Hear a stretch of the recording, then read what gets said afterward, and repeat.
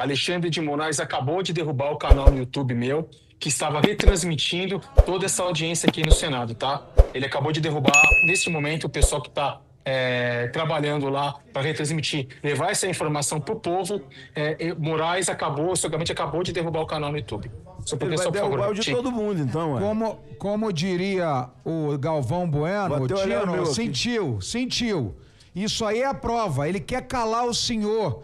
E o senhor está fazendo um trabalho espetacular. O Brasil recomeça hoje através do seu testemunho e das provas que o senhor está demonstrando aqui. E isso mais, claro, que é uma perseguição. Ele acabou de derrubar o canal no YouTube, ao qual era exclusivamente para retransmitir essa audiência para todo o povo brasileiro. Ou seja, então, essas pressões, ameaças e tentativa de silenciamento partiram de Alexandre de Moraes. Exatamente. Ele me persegue, ele tenta me calar, mas ele não vai me calar. Nós falamos muitas vezes que caiu a República. Eduardo Talhaferro demonstrou que não existe mais república para cair. Na verdade, o que nós podemos fazer com essas informações é derrubar a ditadura. Precisa ficar claro. Quando ele mostra, e aí depois nas minhas perguntas vou ter oportunidade de fazer, que houve inclusive meios de comunicação envolvidos, possivelmente, para incriminar e prender pessoas inocentes. Quando ele demonstra que Alexandre de Moraes mandou forjar provas e inserir retroativamente e comprova com os originais, com aquilo que está mantido na sua integralidade, na sua integridade. Teremos, obviamente, de verificar todas as informações, mas estão aí nas mãos do senador Magno Malta, inclusive, cópias de conversa de WhatsApp, e nós fomos apresentados aos documentos salvos no computador. E quando... E talvez esse seja a cereja do bolo, creme de la creme, o pior de tudo. Quando o senhor Eduardo Talhaferro mostra uma conversa de WhatsApp com o Paulo Gonet, procurador-geral da República, no seu aplicativo pessoal, denunciando pessoas diretamente, se comprova que tudo isso é mais do que uma farsa. É uma forma de perseguir opositores e corroer a democracia.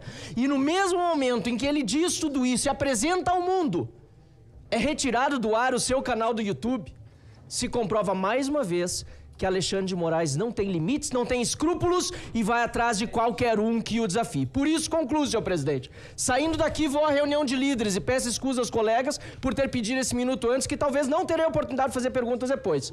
Mas vou, junto com a liderança da oposição, exigir do deputado Hugo Mota que instale a CPI do abuso de autoridade, porque nós já estamos denunciando isso há anos, e que não permita que nada mais aconteça nessa Câmara dos Deputados, nem aqui no Senado da República, antes que votemos o impeachment de Alexandre de Moraes aqui e se instale a CPI do abuso de autoridade lá.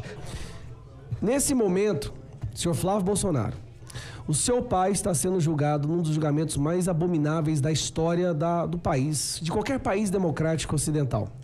E o que me chamou a atenção é que o seu pai está prestes a ser condenado, e nós sabemos disso, pela delação de um ex-assessor dele.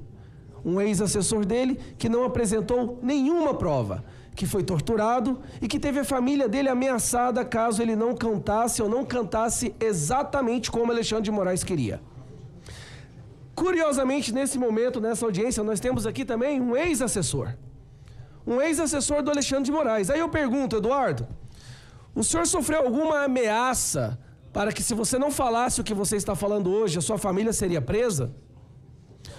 O senhor sofreu alguma ameaça de prender o seu pai, sua avó, sua mãe, sua filha, se você não falasse o que você está falando aqui hoje? Ou o senhor sofreu ameaças o contrário? Que se falasse a verdade, sofreria as consequências.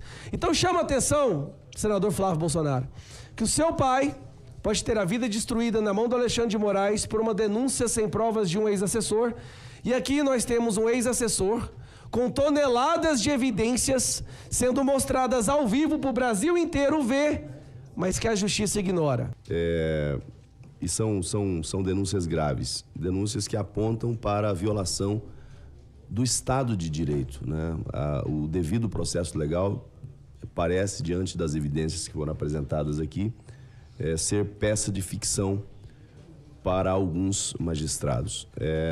Mas a pergunta, eu não vou me alongar na fala, porque já foi esgotadas aqui as perguntas e muitas evidências foram apresentadas. Mas eu queria fazer uma única pergunta ao Eduardo Tagliaferro. Diante das evidências, diante das provas, diante da convicção de que ilegalidades foram cometidas, crimes foram cometidos, eu pergunto a Vossa Senhoria, houve o encaminhamento dessas provas a alguma autoridade do Ministério Público, da Polícia Federal? Houve a formalização de denúncia em relação a isso ou apenas a divulgação de parte desse conteúdo que está em posse de Vossa Senhoria? Senador Marcos Rogério, infelizmente isso não pode ser feito justamente porque tanto a Polícia Federal quanto a Procuradoria-Geral da República estão contaminadas. A Diretoria de Inteligência Policial em Brasília, ela serve a Alexandre de Moraes. Ela é exclusivamente uma servidora de Alexandre de Moraes. E como fazendo uma denúncia na Procuradoria-Geral da República, vendo que, inclusive a minha denúncia é totalmente fundamentada em algo inacreditável, inexistente. Então a gente não tem como fazer justamente por conta desses dois órgãos não serem mais, dentro do nosso país, órgãos sérios.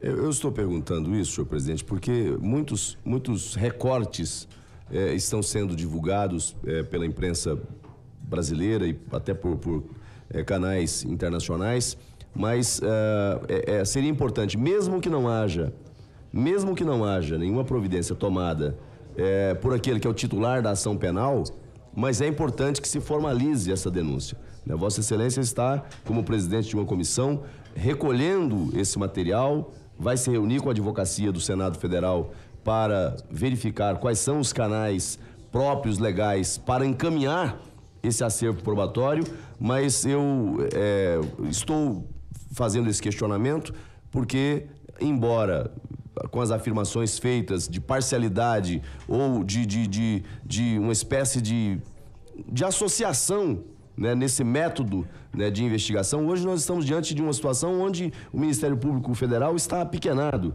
porque o papel de investigador, o papel de acusador, né, o papel de julgador, de executor de pena, está concentrado numa única figura, numa única pessoa, né, em afronta ao chamado devido processo legal. Mas, dentro da separação dos papéis, né, é papel do Ministério Público, da Procuradoria-Geral da República, investigar esse tipo de denúncia. Eu entendo que seria importante, mesmo com as considerações feitas por Vossa Senhoria, que esse conteúdo fosse encaminhado à Procuradoria-Geral da República, porque em algum momento alguém vai responder pelo que fez e pelo que não fez.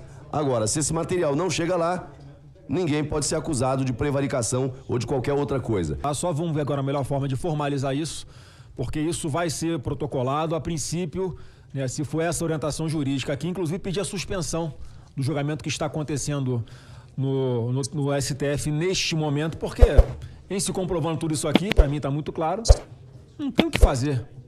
Não tem o que fazer a não ser cancelar todo esse processo.